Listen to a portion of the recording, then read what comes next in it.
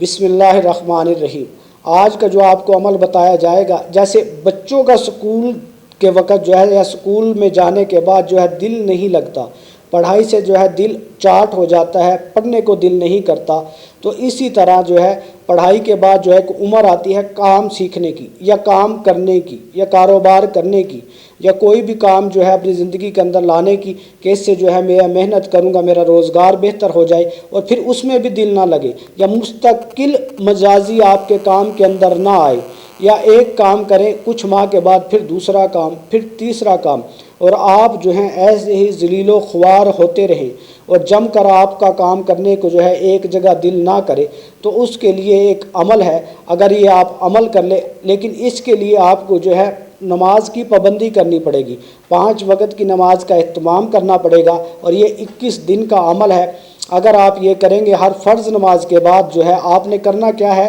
کہ ہر فرض نماز کے بعد 100 مرتبہ یہ آیات جو ہے بسم اللہ الرحمن الرحیم کے ساتھ آپ نے پڑھنی ہے۔ 100 مرتبہ آپ یہ پڑھ لیں، بسم اللہ الرحمن الرحیم بحول و قوت لا الہ الا اللہ المحیمن العزیز الجبار المتکبر،